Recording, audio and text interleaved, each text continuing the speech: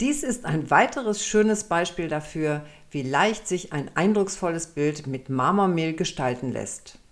Die runde Form verleiht dem Werk eine besondere Ausstrahlung. So wird dein neues Bild perfekt in Szene gesetzt.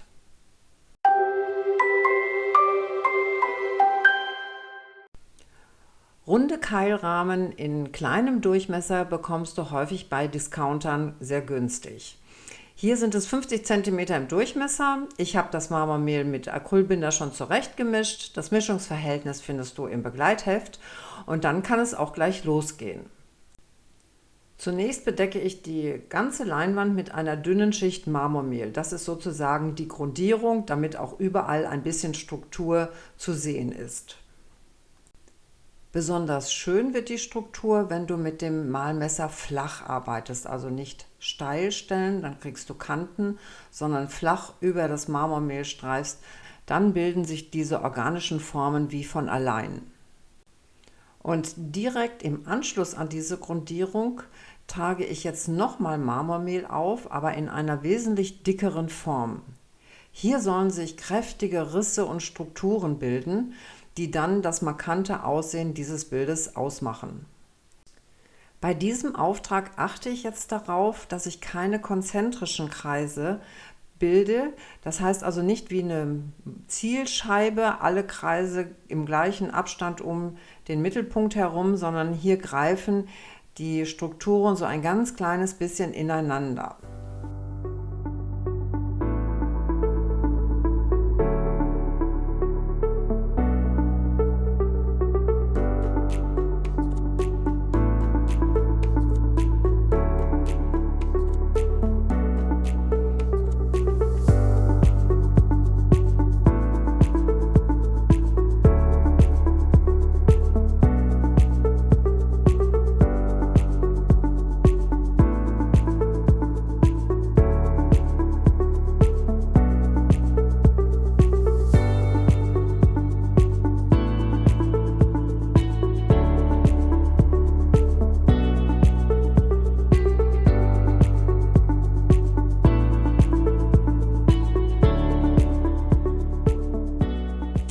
Diese Marmormehlstruktur braucht 2 Tage zum Trocknen. Sie ist sehr dick und sie muss vollständig ausgetrocknet sein, bevor es weitergeht.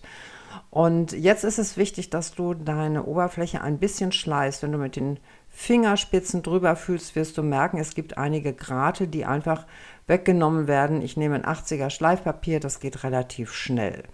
Und dann geht es auch los mit der Farbe. Ich nehme ganz viel Weiß, das wird so eine Art Grundierung werden, in die ich dann diese Farben einblende. Das ist ein helles Blau und ein Schwarz, die dann in der weißen Farbe direkt vermischt werden können.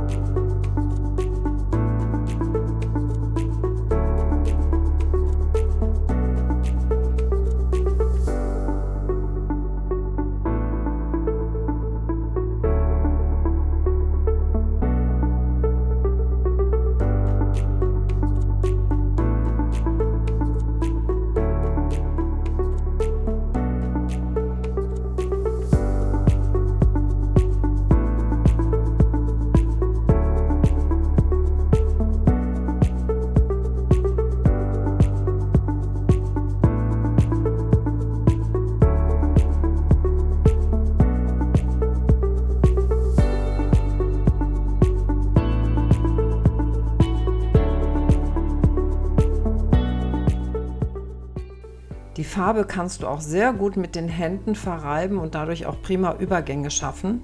Vergiss am Ende nicht, den Rand zu streichen.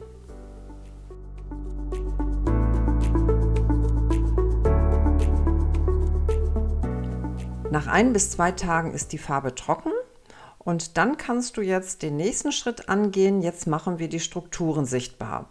Und das wird mit einem flüssigen Farbauftrag gemacht. Das ist jetzt einmal eine Acrylfarbe in Blau und dazu kommt noch ein Schwarz. Beides wird stark verdünnt, sodass sich dann aus den beiden Farbtönen zusammen ein schönes dunkles Blau ergibt und ich das auf den Untergrund, auf den gesamten Untergrund auftragen kann.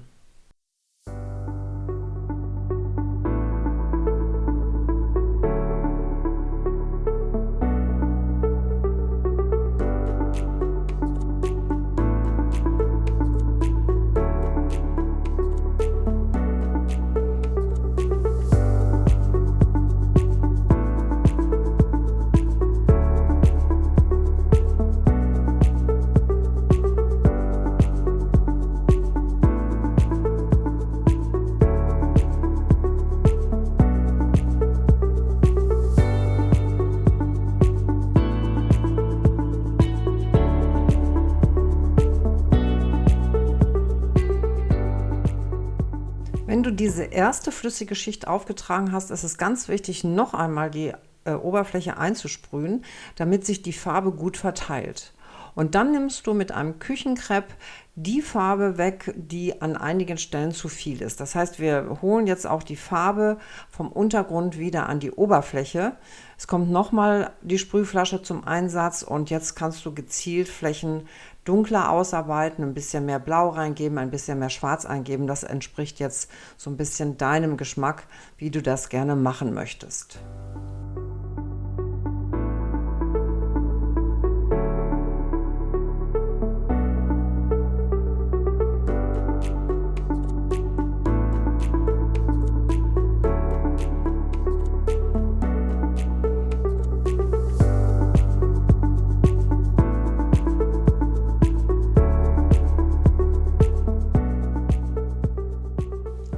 Die flüssige Farbe ist jetzt trocken und die Risse sind super rausgekommen.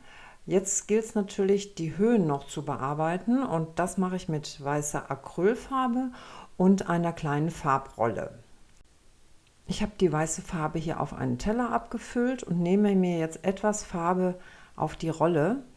Dabei ist es ganz wichtig, dass du die Rolle nicht vor- und zurückrollst, sondern quasi immer in die gleiche Richtung, damit die Rolle dann auch gleichmäßig an allen Seiten benetzt ist. Und du siehst, ich habe hier die Rolle ein bisschen vorher bearbeitet. Ich habe also mit der Schere die Kanten weggeschnitten, damit ich also nicht aus Versehen einen Strich beim Rollen erhalte. Ich prüfe immer einmal vorher, wenn ich die Rolle befüllt habe mit Farbe, ob der Strich nicht zu viel ist. Das heißt, ich rolle das einmal auf dem Blatt ab und jetzt kann es losgehen. Mit ganz, ganz leichter Hand rolle ich über mein Bild. Ich gehe auch da immer wieder in dieser Kreislinie vor, also nicht einmal quer übers Bild, sondern immer der Richtung folgend, die schon die Struktur vorgibt. Und es ist wirklich mit ganz leichter Hand so, dass also die Strukturen selbst sich die Farbe abnehmen können.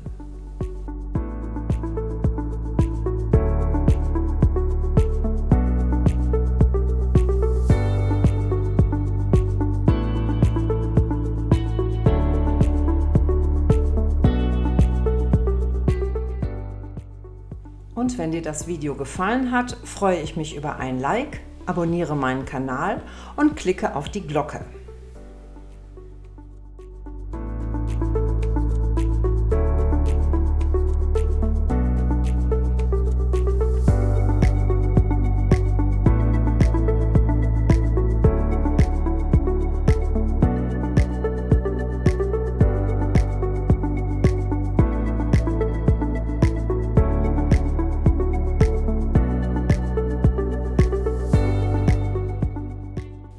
Diese gerollte Farbschicht ist sehr schnell trocken und dann kannst du lackieren. Ich gieße hier etwas Seidenglanzlack, Acryllack direkt auf das Bild. Der ist sehr flüssig Und dann verteile ich das Ganze auch wieder in einer Kreisbewegung und dann ist dein Bild auch fertig.